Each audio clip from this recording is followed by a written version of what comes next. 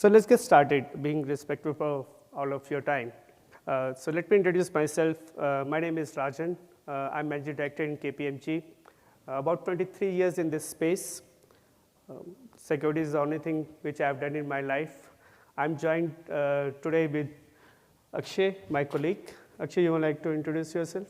Sure. So my name is Akshay Dharmadhikari. I'm a manager with KPMG. I've been doing identity and access management for the past 11 years, and I specialize in cloud security. So, Thanks, Akshay. So what we are going to do over next 20 to 25 minutes is we will walk you through what exactly do we mean by security on the edge, and why it is important, and why it is different from the traditional security which we do most of our life. What are the unique stuff which we need to take care of?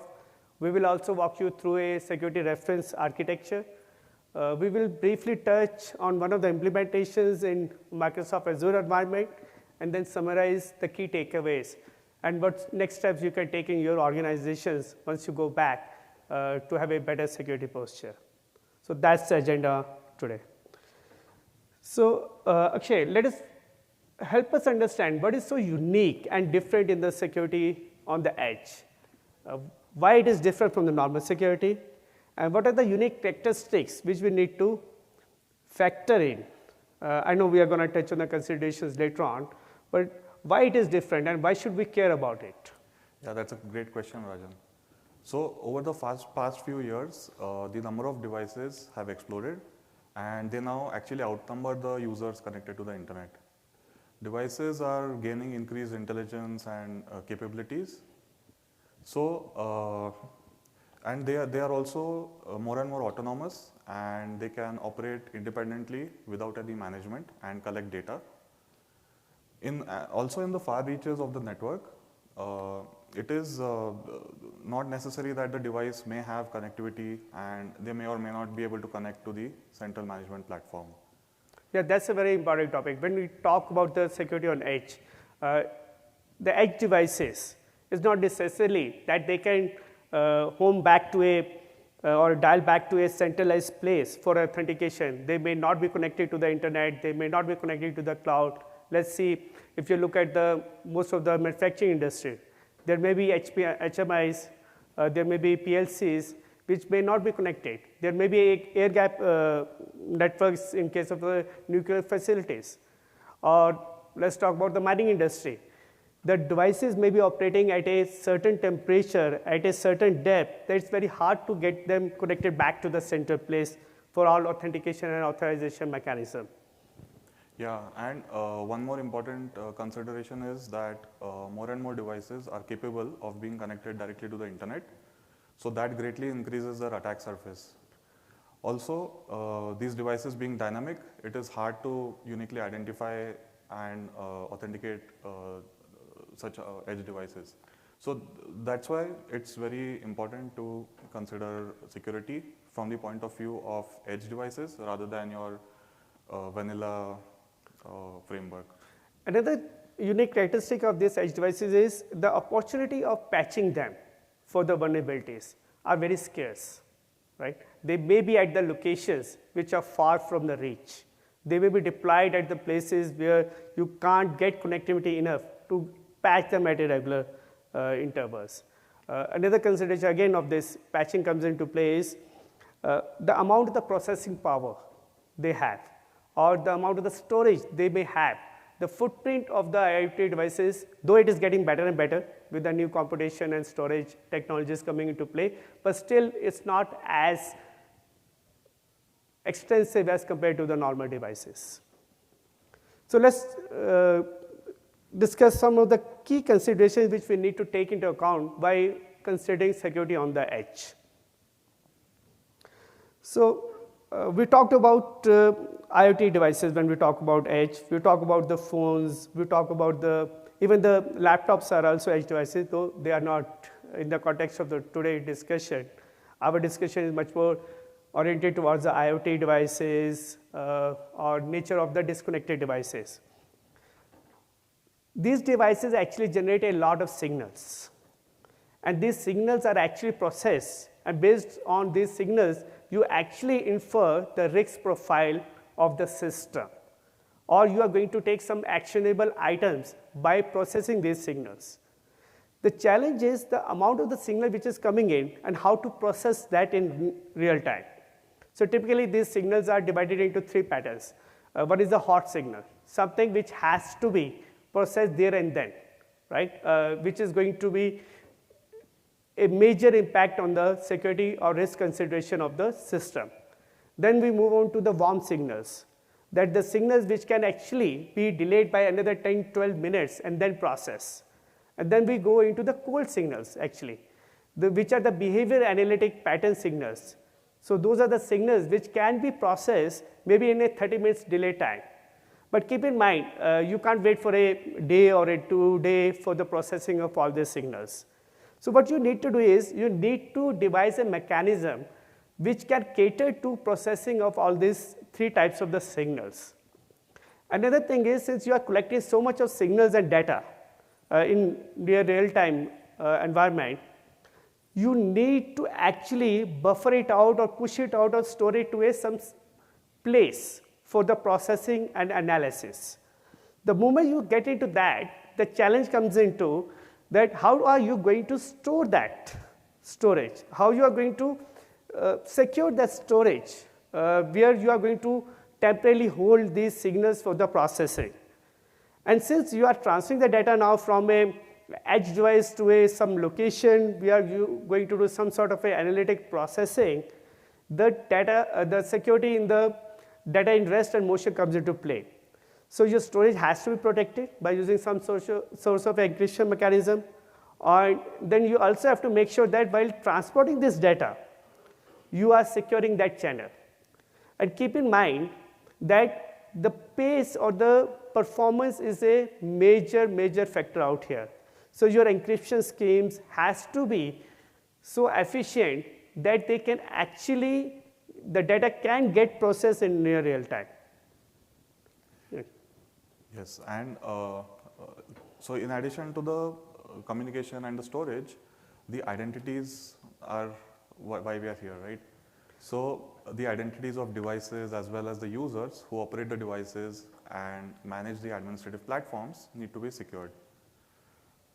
Modern mechanisms like your X509 authentication or OAuth should be used to make sure that users are properly authenticated and authorized before they get any access to the organization resources, such as your storage or say your analytics, where you would store and process the data.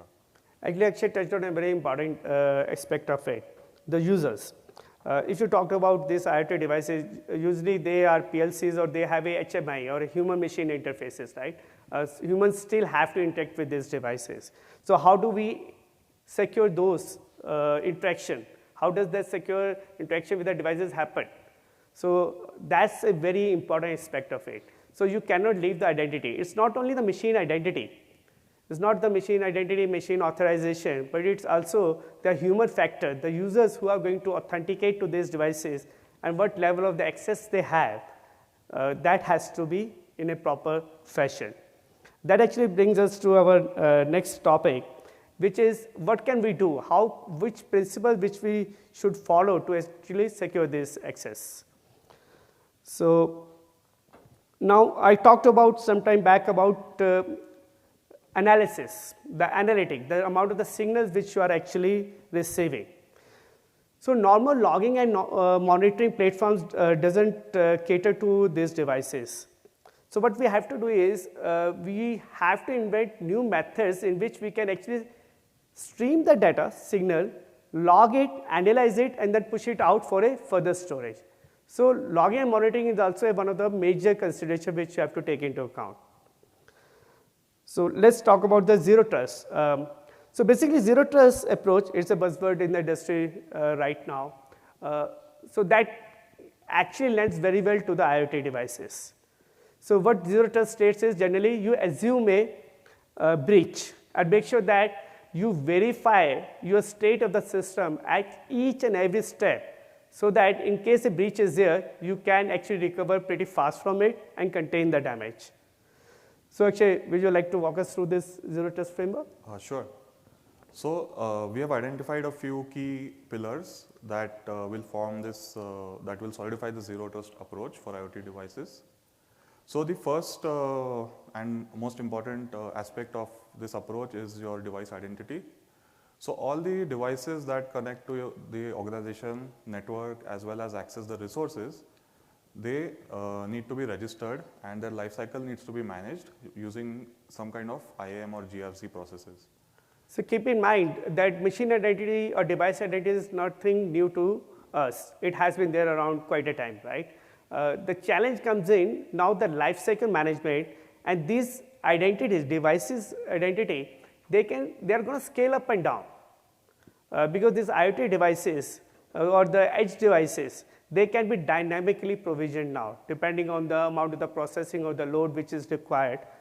They can go and up. So you need to have a very strong governance processes in place which can actually account for this, not only device provisioning, but also how you can issue tokens and tie those tokens back for the authorization purposes. Yeah, which brings us to the next point, which is basically continuously verifying these devices that have been registered. So the health and the telemetry signals of these devices should be continuously monitored to make sure that they are compliant with your organization policies. Then the next key aspect is having a process in place to push software updates regularly. You do that to make sure that any, say, vulnerabilities or bugs are updated and fixed in a timely manner. This software update is a very unique aspect of the edge security. A lot of time I walk into customers, they say, the general notion to me is, okay, it's an air gap network. Okay, so if it's an air gap network, how you're pushing the patches out there? The next statement from them is, oh, we have one server where we push all our patches and that's only connected to this network. The moment you do that, your air gap network is not an air gap network. It's not actually air gap, right? So the notion of this air gap network has to move out. And there has to be some device, I will say security applied in a way that you should still be able to patch the systems periodically. Now, how you do that? A lot of organizations actually have manual processes to get the verifiable patches in place and then actually put it into their air gap network and then push from there out to within the network.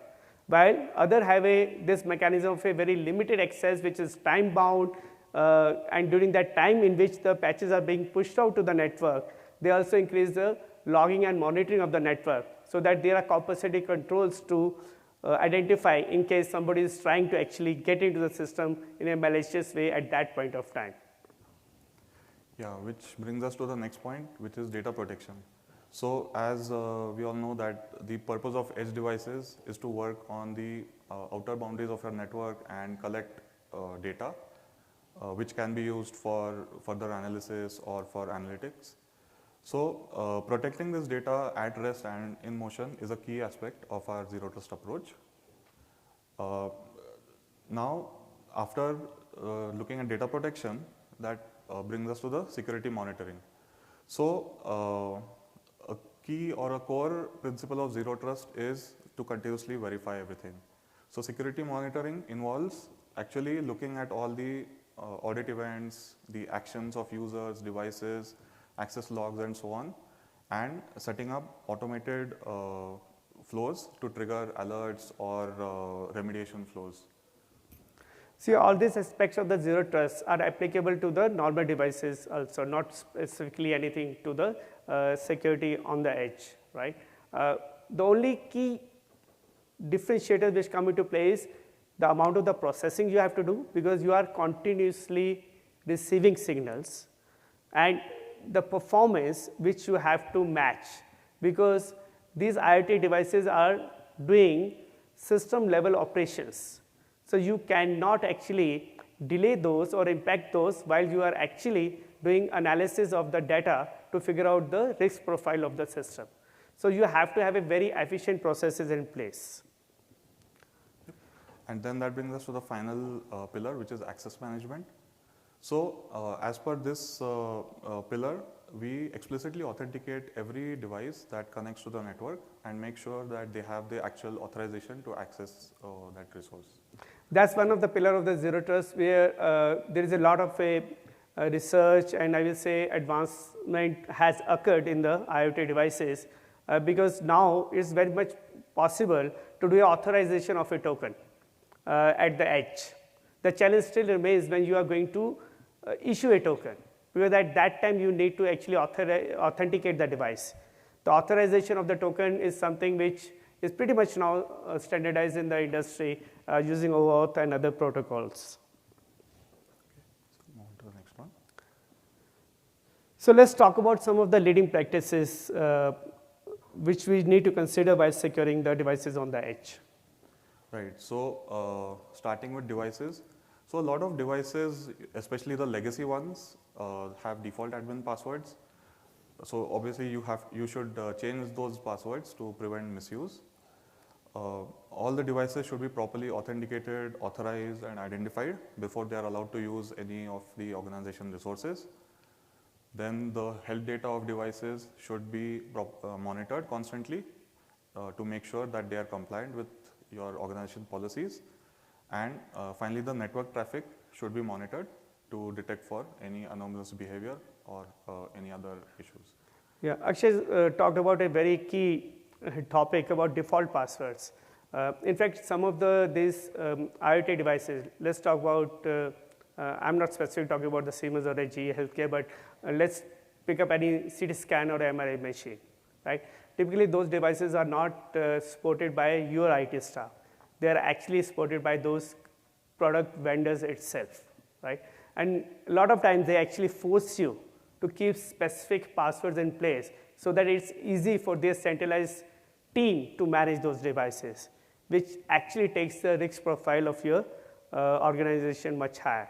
So you need to make sure that you negotiate or do a very risk-based discussion with these vendors in case you have those devices within your organization. Yes, which brings us to users. So similarly, for users, they need to be properly authenticated, authorized, and MFA should be enforced wherever possible. Regular security awareness training should be conducted so that users don't click on those links or be subject to phishing attacks. And the devices that they own or operate should be registered in your management platform. Yeah. So keep in mind when we are saying enforce MFA, we are saying enforce MFA for the users, right? Not for the devices, right? Though enforcing the MFA for the devices is also a pretty good option, but that's something challenging in the IoT space just because of the connectivity. Users, you would still have a centralized authentication before you letting it into the system, so it's much easier to enforce MFA out there. The next set of practices we'll talk about are the processes. So all organizations, they should maintain proper security processes that the user should be following. Then in case of breach, incident response plan should be laid out that clearly documents and specifies all the involved stakeholders, their roles and responsibilities and the steps that need to be followed. Then the existing IAM or GRC processes, they should be extended so that they can be used to manage these IoT devices. And finally, processes should be in place so that the access that is being provided to the users as well as the devices is regularly recertified and unnecessary access is removed. Yeah, I can't stress enough on the processes. And that's the area where we find a lot of gaps in with our most of customers.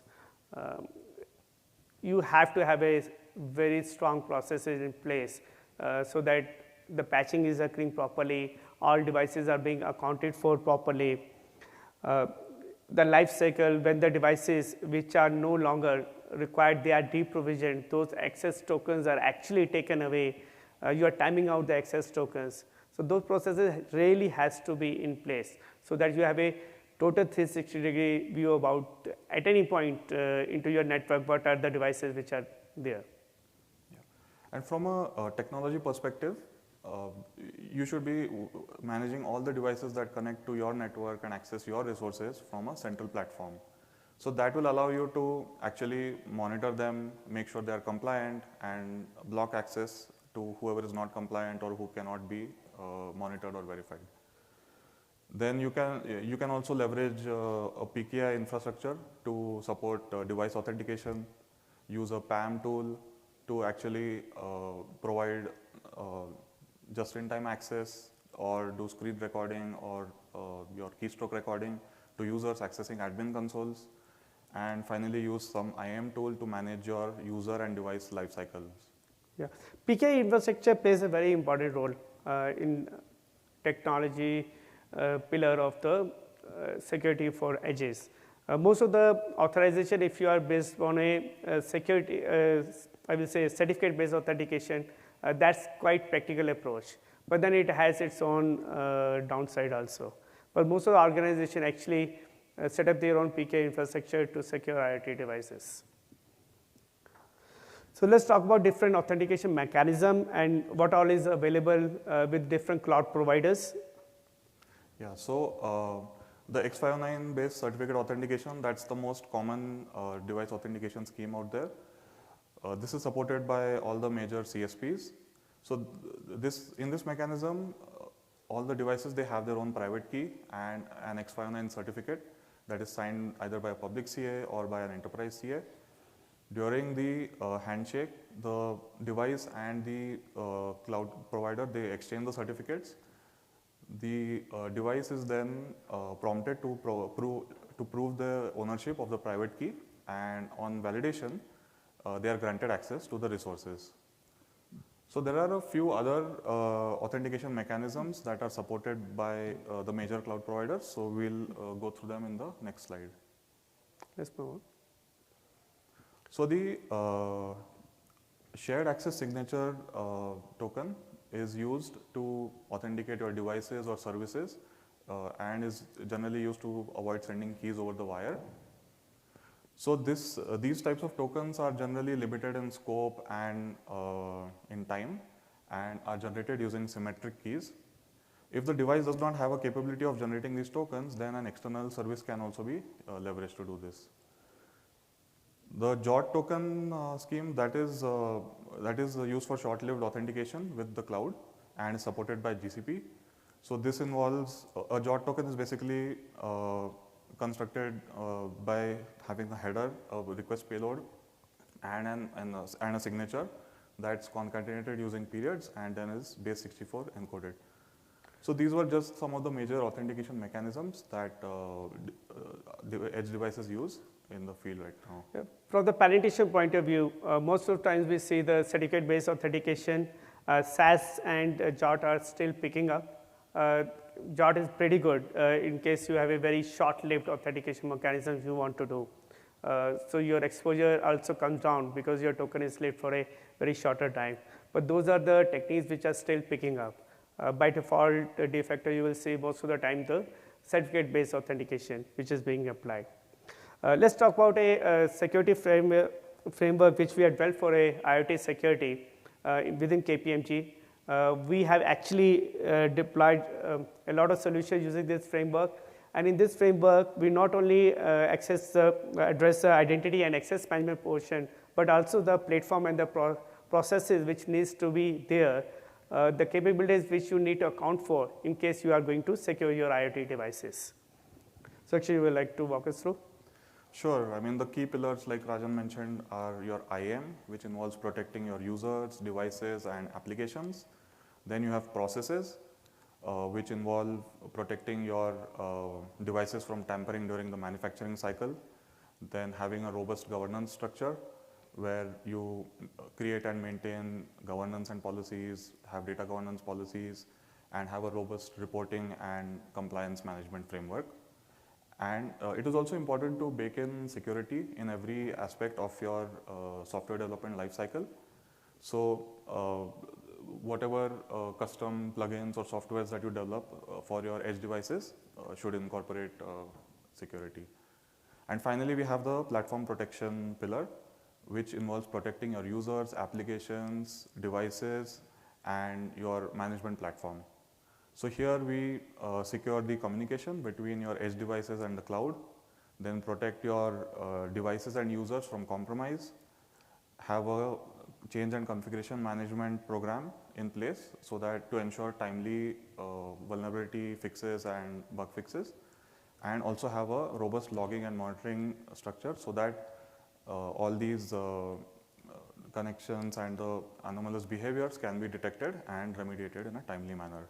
And finally, we have the resilience pillar, which is right at the bottom. Not sure if everyone can see that.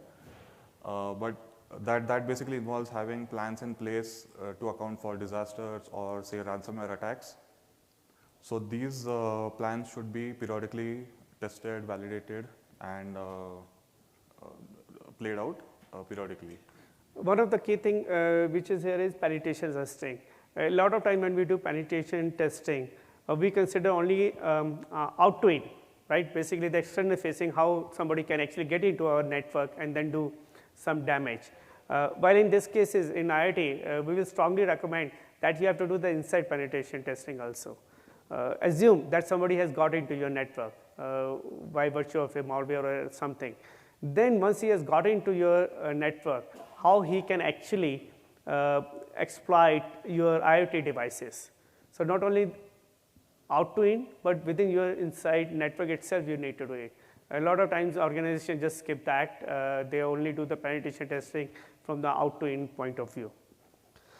So let's go to the next slide. I will briefly touch upon one of the reference architecture which we wanted to show you, that let's say you are going to use Microsoft Azure environment for your majority of the IoT device management. Then what exactly you can do or how your architecture may look like in case of a Microsoft Azure environment. So first of all, let's start with the devices. Those are the devices, those may be devices which you are managing by Azure Sphere or RTOS, or you have a Azure SDK to do the device management. Then the next pillar comes that how the provisioning of this will be taken care when these devices will come up. Azure actually provided Azure IoT Hub, device provisioning service, and digital twins. Device provisioning services actually is something which can dynamically manage the life cycle of IoT device. It's a no-touch provisioning.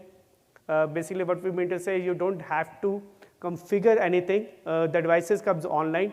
They will get registered to the device provisioning services. It will detect it and then provision it and authenticate and create an identity and assign a token to that device.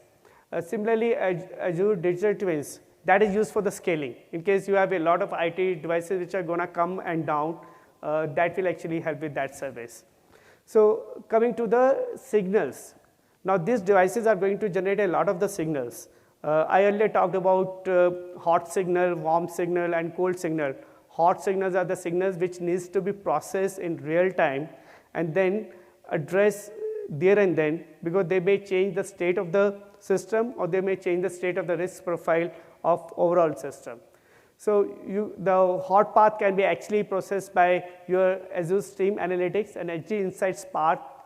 They are actually optimized to do a near real-time processing of the signals which come from the IoT devices. For the warm path, Azure has a services like time series inside Azure Data Explorer. There is a typical time lag of, I will say 10 to 15 minutes for those services. And for the cold path, you can always use the Databricks or Azure Machine Learning. There's a typical time lag of, I think, 1 to 2 hours in that cases. So basically, that's the management layer which can be used to process all the signals, and based on that, you can start taking actions or do the management of the devices. For doing the dashboarding or taking the actions, there are services like Power BI, Azure Maps, there is a API management. Then you can also actually feed these all signals after processing to the logic apps, which can be extended to take a lot of actions in your environment. So that's a typical IoT reference architecture you will see in a Microsoft Azure environment. GCP has comparative services. AWS also has comparative services.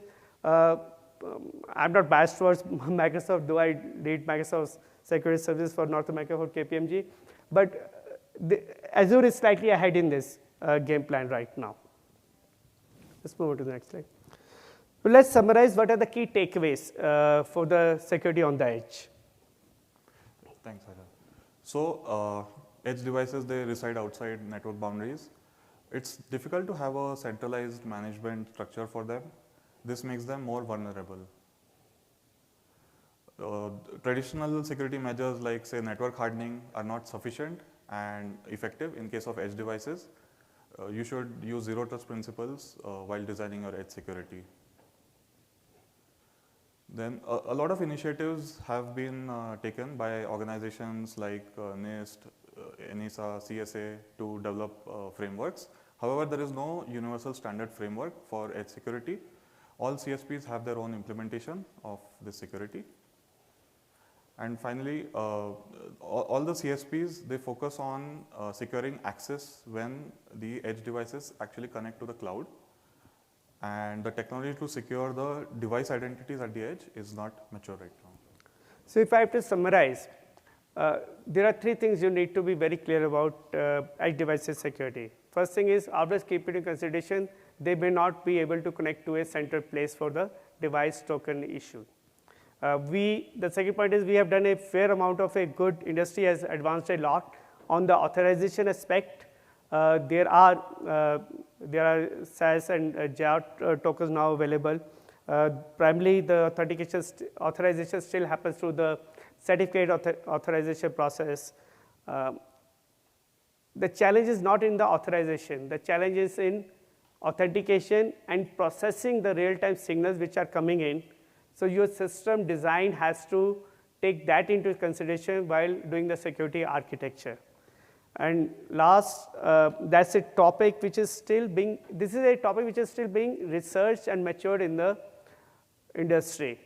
More and more focus is coming from the cloud security providers, CSP providers like AWS, Amazon, Google and Azure in this area. Hopefully, we will actually see a lot of further development in the next few quarters in this space.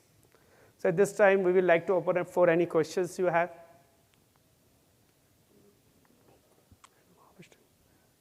Okay. Thanks a lot for joining the session. Thank you. Take care. Thank you.